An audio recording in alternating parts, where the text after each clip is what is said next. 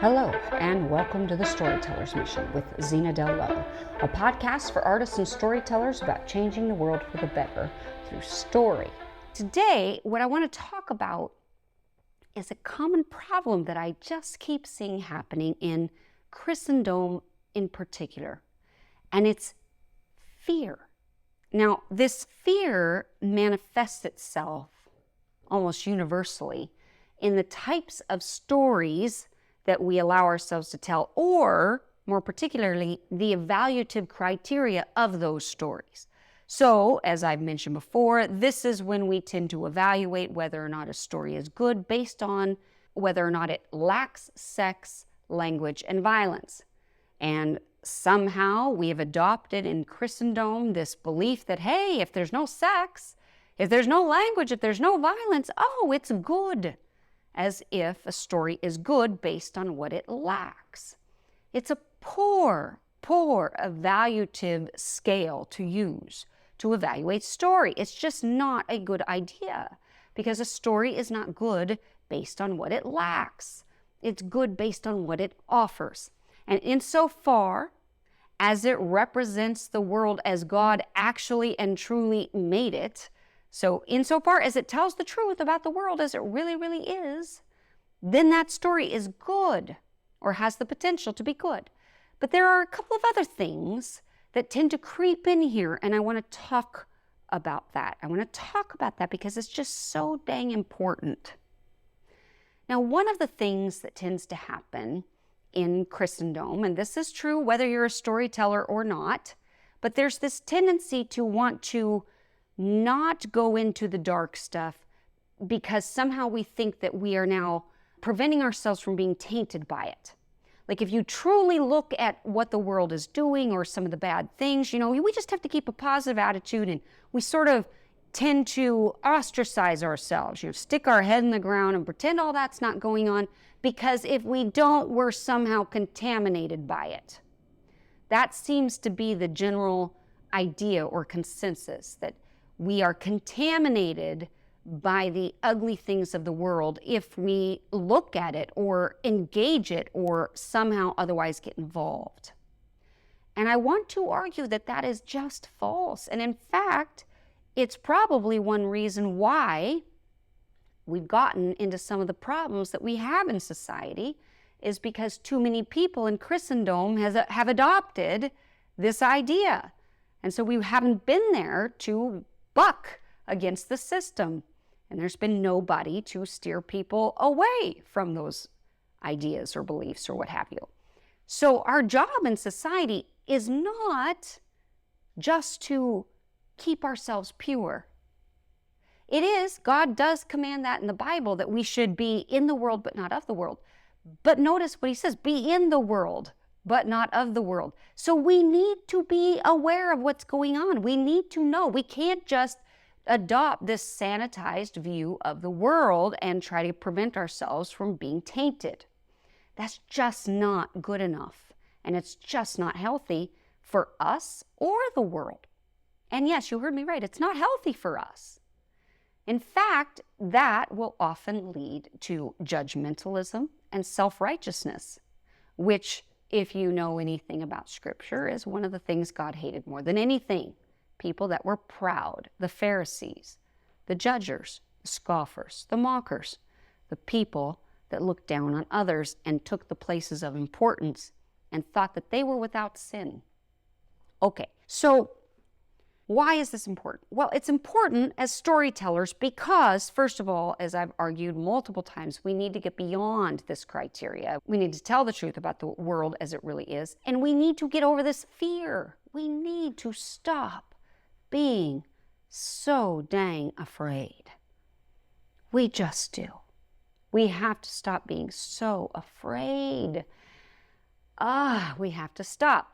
But that also means we have to stop being so didactic or dogmatic in the judgments that we're applying to other artists too.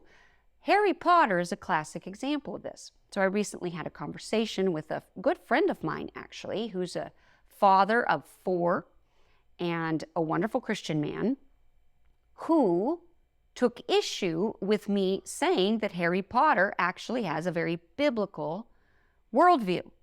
Because the truth is, Harry Potter is all about, it absolutely embodies the themes that we in Christendom most value: sacrifice, love, overcoming evil, courage, community, all these wonderful things. But he said, but Zena, it has dark magic and light magic, and therefore it is from the occult and it is evil.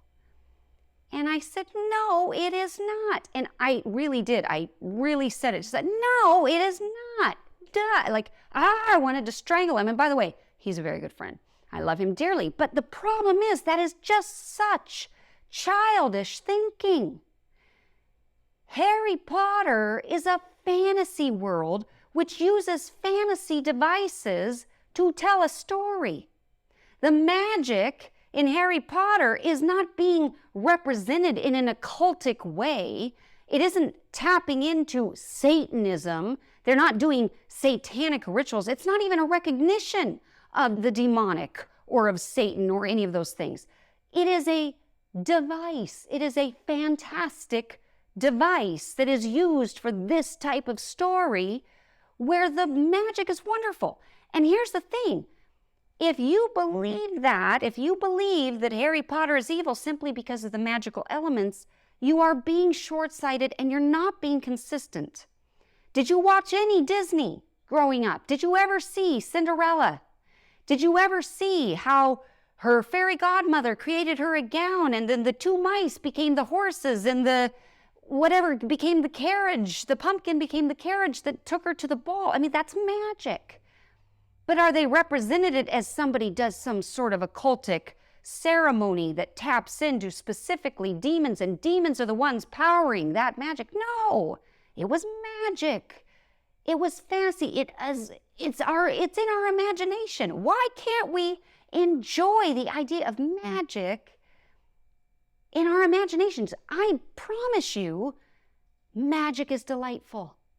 C.S. Lewis wrote the Chronicles of Narnia. I don't hear Christians complaining about that, but there's just as much magic in C.S. Lewis's Chronicles of Narnia as there is in Harry Potter. So the key isn't whether or not there's magic. There's nothing wrong with magic. Magic is just a device.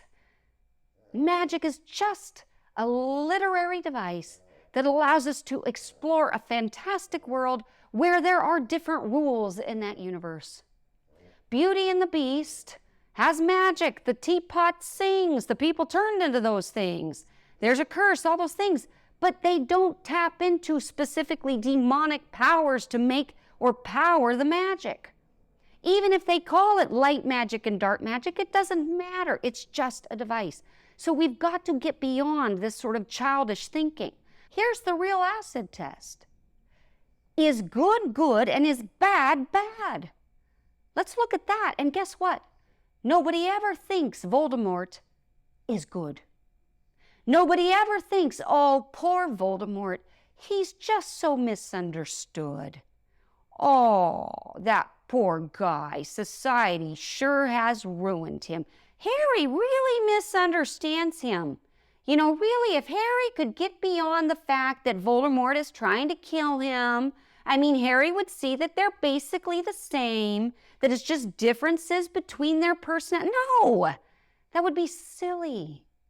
In fact, it's things like fantasy that allow us to clearly see differences between evil and good. Never, ever, ever in Harry Potter do we think that Voldemort is actually truly good and he's just misunderstood. Whereas if you take fantasy out of it, now you're left with only reality, and in reality, it is really hard sometimes to just see somebody as evil. Because we're challenged, and we should be, to have empathy and to get beyond that and to look for the other factors that might be contributing to this, to try to find common ground. But in a fantasy world, it's a morality play where we can honestly look at good versus evil. And what I love about Harry Potter is that Harry is aware of his own sin nature. Harry is aware that he has dark impulses. And yet the entire story is about him learning that just because he has those impulses, it doesn't define him. It doesn't mean he's bad, because it's his choices. It's what he chooses to do with it that defines whether or not it's good or bad. And furthermore, Harry Potter would not have been able to take on Voldemort, the embodiment of evil, had it not been for the love of his family and friends. They are what embolden him. They are what give him courage. They are what give him the strength to even lay down his life at the end. A willingness to sacrifice himself. Greater love hath no man than this, that he lays down his life for his brother. Harry Potter does that. It's a Christ story. Not that he's trying to be Christ, but we are all trying to be like Christ, to do the things that Christ would do. So when you consider a fantasy type story where there are magical elements, my challenge to you is consider what is empowering those magical elements. Are they being fueled by the occult? Are they being fueled by demonic powers? That will help you understand at least where it falls into the category, and we won't just couch everything all together. Oh, magic, evil. Paul talks about this in Corinthians in a different kind of way. Of course, he talks about if your brother thinks it's wrong to eat meat sacrificed to idols, then don't eat meat sacrificed to idols in front of your brother. But notice what he doesn't say is it's wrong to eat meat sacrificed to idols. He actually says it isn't wrong. You can do it. You have freedom. It's fine. But your brother has a weaker faith, and what we have to do is love your brother. That is more important than your personal freedom. Okay, that's in personal living out choices. So it's more important that I love my brother than that I demand my personal freedoms. Don't get the two ideas confused here, because we're talking about as storytellers, it isn't wrong to have a fantasy element where there's magic. That's just silly. It's just silly. We need not be afraid. We need not be afraid to expose ourselves to those things. We need not be afraid. In fact, we need not be afraid to send our kids to secular colleges. We need not be afraid to engage in politics or to enter the marketplace of ideas and debate. We need not be afraid. The only time we should be afraid is if our faith is weak. I'm not afraid when people ask me questions about Christianity, even if I can't answer it, because I am confident, I am persuaded that there is an answer even if I don't know it. I'm not afraid. Anybody who is afraid of being challenged or is afraid that they're going to be tainted simply because they're talking to a group of non-Christians, or simply because they're engaged in this community or that community or whatever the case may be, their faith is weak. Strong faith does not need to purify the world. Strong faith can see the world as it really is and feel the very real feelings that that reality evokes. We need to have a paradigm shift, a major paradigm shift, if we're going to remain relevant in culture, which we ought to be. We need to stop trying to keep ourselves clean. Now, don't misunderstand me. I'm not saying, oh yeah, let's go wallow in it. Let's go get dirty. Let's go embrace and indulge our flesh and our whatever the case may be. No, of course not. But we need not be afraid to go into the temple and talk to those with different beliefs. We need not be afraid to go to a bar, to dance, whatever the case, whatever your particular brand of fear is, or to expose yourselves to rated R movies, or to read books with magic. We need not be afraid. And if you are, then I would challenge you to look at the quality of your faith, because you don't need to be afraid. If this has been helpful to you and you enjoyed this episode, may I challenge you to share it. Just share it. Find somebody that you think would benefit from these ideas, these discussions, and tell them to give it a listen. Maybe we're making a difference here. Thank you for listening to The Storyteller's Mission with Zena Del Lo. May you go forth inspired to change the world for the better through story.